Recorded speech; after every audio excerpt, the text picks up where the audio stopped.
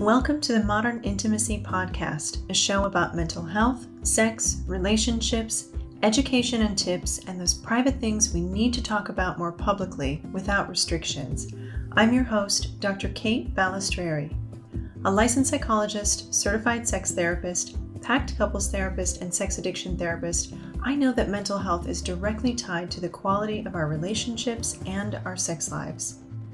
I'm passionate in my desire to smash stigmas and shine a light on societal issues that may be negatively affecting our lives, relationships, and sexuality. During this podcast, I will also give you practical answers and insights to questions you've been wondering about. We should all have fulfilled, happy lives, and we get there by erasing shame, consciously digging deeper, building healthy connections, and by getting curious together. Thanks for joining me. Let's get started. Hi everyone, welcome back to the Modern Intimacy Podcast. So this month we're taking a shift away from last month's topic of misogyny and sexism, and we're talking about something a little bit more fun. Well, hopefully a lot more fun. Pleasure.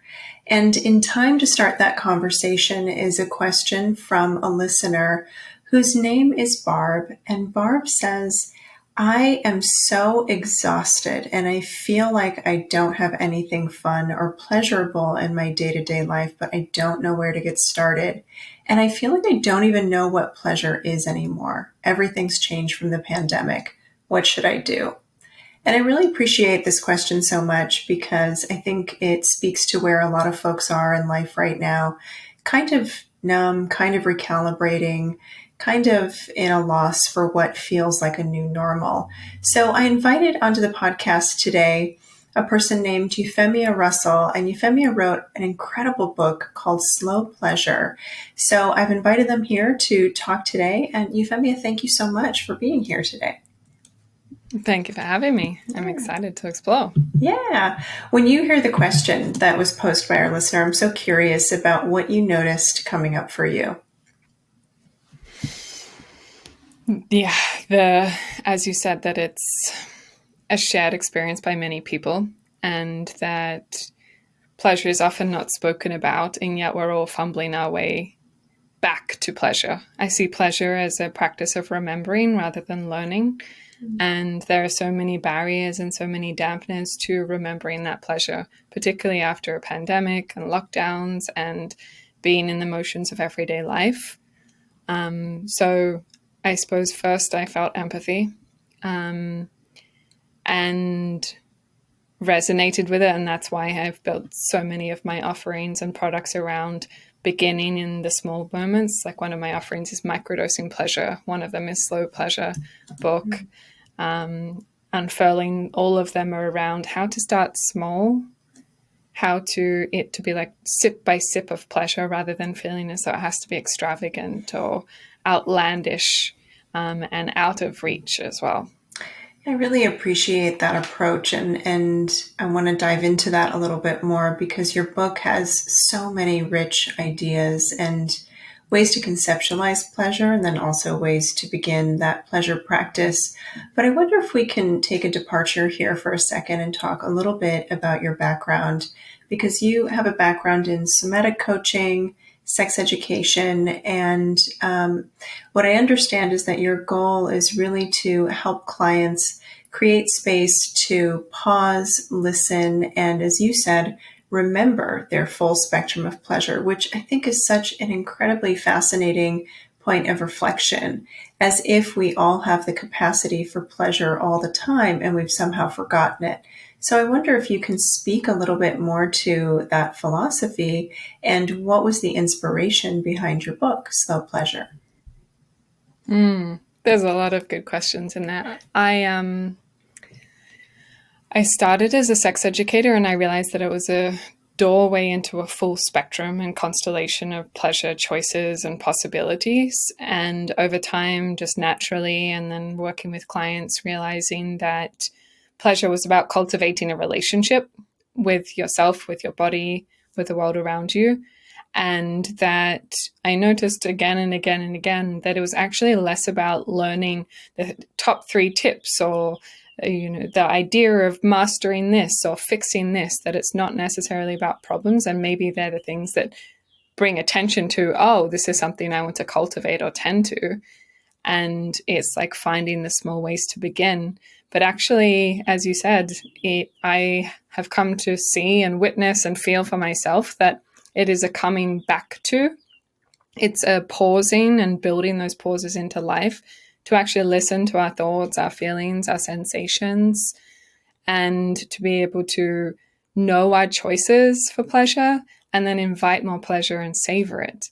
And that's really where I brought the blending of sex education that turned into pleasure in general with somatic coaching and being able to explore embodiment and seeing ourselves as a whole through a somatic approach of thoughts, feelings, sensations. And it really birthed a whole new way of being for me and my work and my life and myself. And I think that slow pleasure was born out of that, which was saying, hey, yes, sexual pleasure is something that we default to when we talk about pleasure, of thinking it's like orgasms, genitals, and with someone else or other people. But actually, pleasure can be in this small everyday moments. And so this book is about taking you through building that pleasure practice and that relationship with yourself again, after having been socialized out of it by society and collective guilt and shame that we've inherited, and all the challenges and barriers to feeling that pleasure and celebrating it, and in an unashamed way. So it feels very significant to be able to share this book with so many people, and for it to be such an accessible information and practices to so many people now, because I think that we have been very distant from it collectively.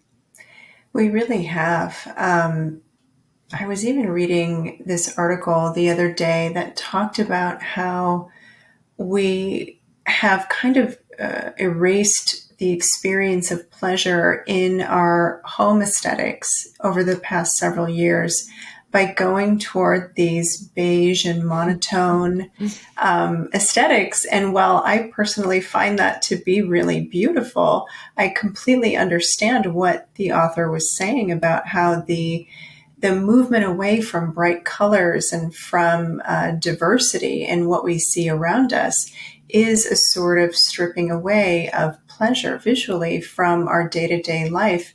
And it can, for some people, create this experience of expected monotony. And I think about that often, actually, when I look at your book, because your book itself is an act of pleasure. Everything from its tactile experience to the way that the colors blend together and the way you blend in these beautiful photos and artwork throughout, even in how you place the text throughout the book, there's a curiosity that gets evoked in reading it, because every page is a different layout and sensation and experience. So I just want to highlight that for the readers listening, that even the construction of your book is a preach of your practice. I love that you received it as intended and that it makes you feel that way. It's like a full pleasurable experience. It does. There's lots of dopamine when I read your book. Yeah. So I love what you said about aesthetic, because I think about that a lot too. Obviously, being colorful, that's something I've come back to and reclaimed, and being like, oh, the ways I've been also socialized to be smaller or more palatable even to myself. Absolutely. Yeah, it's such an insidious conditioning that I think we get experienced to when we look at the world and how it's constructed around us. So let's talk a little bit about slow pleasure. And I know you started to describe slow pleasure in the day-to-day activities, but I wonder how you differentiate that from fast pleasure or quick pleasure. What would you see as the other end of that spectrum? I think that there's the reason that I focus on slow pleasure is because I believe collectively we default to fast, and that giving more attention to slow is not saying that it's better. or that it's just one or the other. It's just saying, hey, we default to this, but what about if we put more attention and more care on the slow, which is something that's harder to cultivate and harder to do because it's not celebrated or it's not supported in our day-to-day life and work. And so it's tending to it more. And so actually in the end, when you tend to slowness, you have more choices for speed or pace or types of pleasure because you expand that pleasure spectrum. And so it's much less about slow being better, but it's also that when the slower that we are, the easier it is to listen. So it takes practice to do fast pleasure or things fast and to still be embodied, to still be aware of what is happening in real time in my sensations, my desires, my needs, my longings, my fantasies, my feelings, my thoughts. All of those things need a little bit more time, even if it's just an elongated pause, like a long breath or a moment of silence or a minute of movement. But slow allows more choices and slow allows more space to listen. So what I hear you saying there is that slow pleasure is about being able to cultivate a sense of presence so that you can develop more information. And information, I mean, you can pick up more on what is your sensory experience or even your cognitive experience in the moment. And that allows you to consciously make more decisions about what is enjoyable or not, thus defining your pleasure. Would that be a fair way to describe slow pleasure? I mean, you mentioned the practice before of the pausing, the listening, the building the self-trust, and the inviting in. That is what I see as the practice of slow pleasure. And doing that in 10 seconds, as much as we remember, as well as like long minutes worth of, oh, how am I feeling right now? What are my options? What are my choices? And that is the practice of slow pleasure, as I see it. And you're saying that we need to be able to have that practice well established to be able to consume information, sensory information, in a faster way and to be able to also appreciate it and appreciate its pleasure with the same level of consciousness? Yeah. As I speak about in the book, I talk about how I believe we live in a collective crisis of pace and disconnection. And so I see offering the practice of slow pleasure as a way to reconnect to ourselves, reconnect to our pleasure, and to slow down and savor more, to be able to savor the pleasure or savor the life that is here right now and not being in that like hedonic adaptation or like hedonic treadmill of like, what's more, what's next, what's the next thing? Okay, I've done, go, quick, which is what we have been encouraged and rewarded to do and can sometimes be at the expense of pleasure and embodiment. So yeah, I think your interpretation of slow pleasure is the same in different words, and it's really interesting hearing you explain it. And I'm like, yeah, same, but different words. Yeah.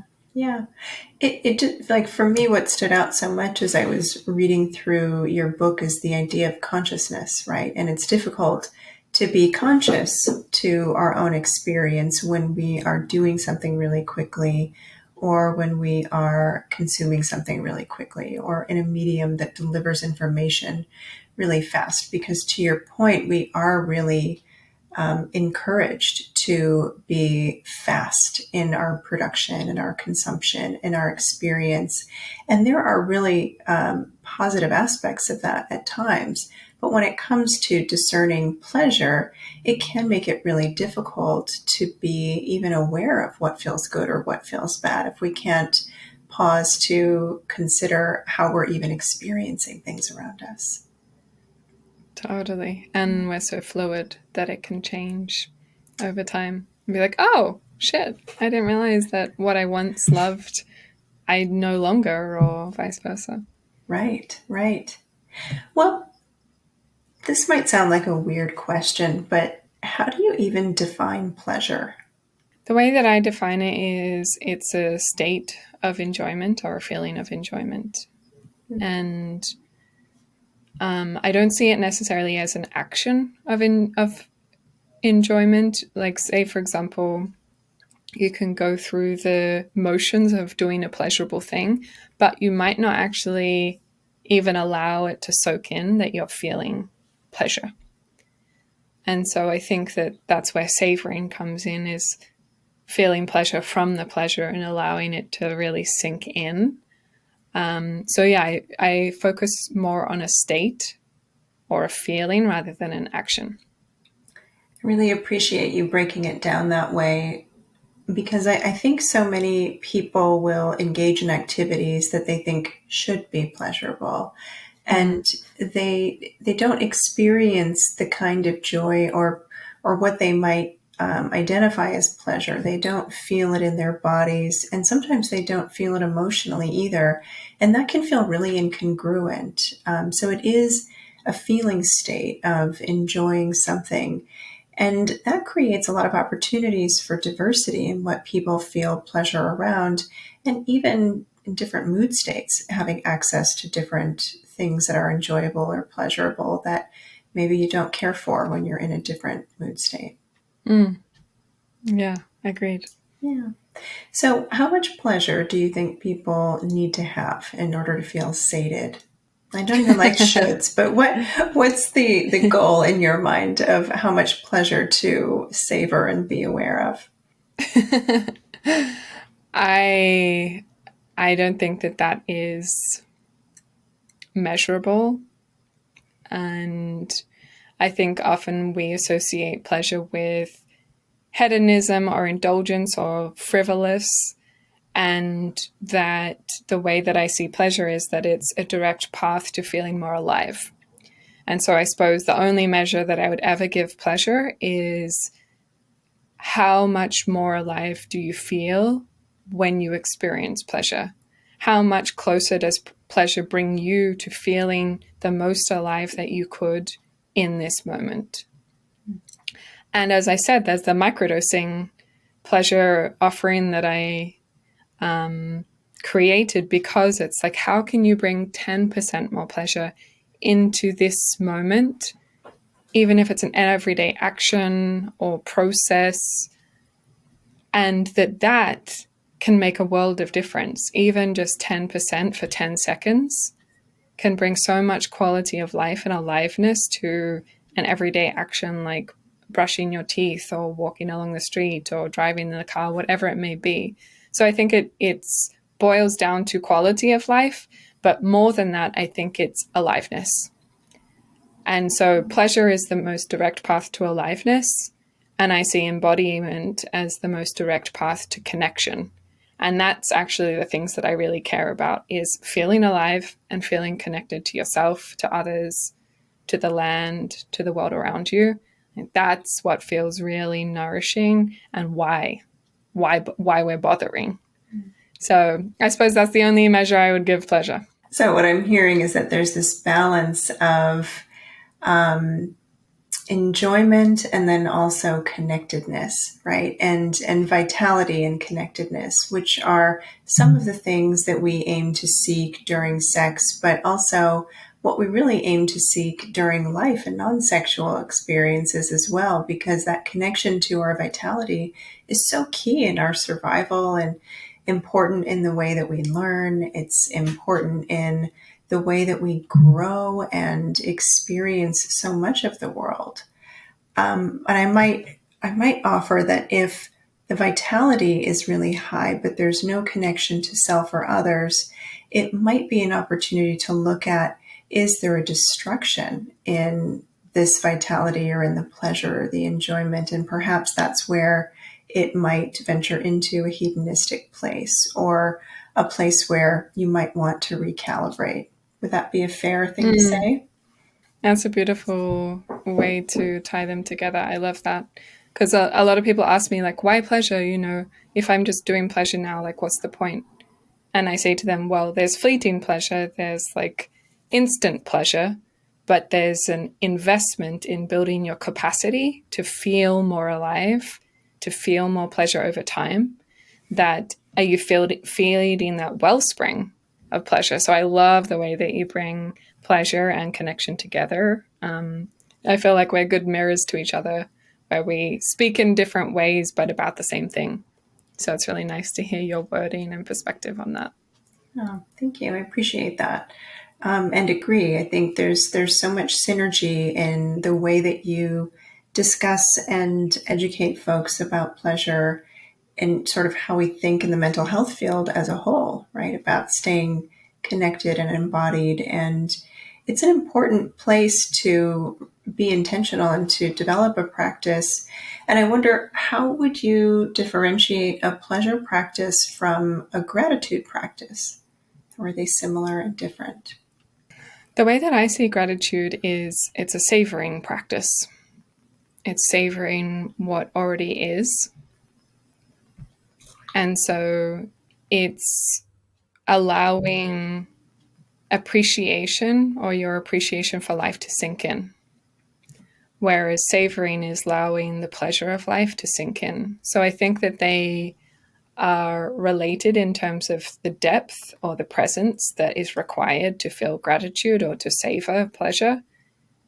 And yet, I think they feed into each other, that if we don't have gratitude, our appreciation for what is, then it can be hard to feel more and feel fulfilled rather than scrambling and reaching and grabbing for more. So I think they're different, but I like thinking about the way that they interplay and feed into each other and allow more possibilities for both. And as I was saying before about like the hedonic adaptation of the kind of go, what's the next thing? Don't even reflect, don't even digest, don't even stop and allow something to sink in or wash over us or integrate. That the more that we stop and we are grateful and we reflect on what has happened and what is, it allows us to have more depth and to build that capacity to be with more pleasure, more aliveness, more connection, and more possibilities in the future. And I think that's also part of slow pleasure, is the part of that pausing is the sinking in, the metabolizing of what is. So gratitude is a beautiful practice for that. Wonderful. What are your thoughts and recommendations for people who want to start a pleasure practice, a daily pleasure practice, but don't really know what that means or don't really know how to begin? I have a whole section in the book about this because I think that a lot of people can have a relationship with the idea of practice as being discipline or being really structured or being very stern and serious. And that the simplest one-liner that I could give is, how can you make it fun, microdosed, and imperfect? So 10 seconds of intuitive movement and remembering you have a body, remembering you live in your body, remembering that there's choices for pleasure in that moment of however you want to move. That practice, that imperfect, microdosed, fun practice is so much more powerful than putting off the, oh, what if I was to experience more pleasure? Oh, I'll wait till sex to experience my pleasure, or I'll wait till this is done, or until the conditions are perfect. And that I talk about the idea of resourcing ourselves with pleasure rather than rewarding ourselves with pleasure. And that can be the practice, is not delaying our pleasure or our sense of like gratification. It's how can you bring even 10% pleasure into this moment, imperfectly, microdosed in a fun way. That is the practice. The practice is to just keep coming back and remembering, oh, pause. What are my options? What are my choices for feeling good right now? And so there's a lot more in the book around that section of building a pleasure practice. But as I forget their name, the person who asked the question at the start. Was it Barb? Mm-hmm. I think that would be the answer for Barb, is coming back to that relationship with pleasure in an imperfect, fun, microdosed way. I so appreciate that, and especially appreciate the emphasis on the imperfect part, because I think until we can give ourselves permission to be silly and to be messy and to be imperfect, it's really hard to appreciate and savor all of the joys that exist, right? If we're so worried about creating an impression or creating just the right experience, so much gets lost in our ability to find and cultivate and remember that joy and the fun in coloring outside the lines, or smearing frosting on our face and not caring, or whatever it might be that is the imperfect opportunity. I love that you say that, because I'm just about to offer a new offering called Playtime, which is for recovering serious people. And I consider myself a recovering serious person in terms of like the ways that we approach healing or spirituality or the idea of self-development. It's always very serious, like too serious.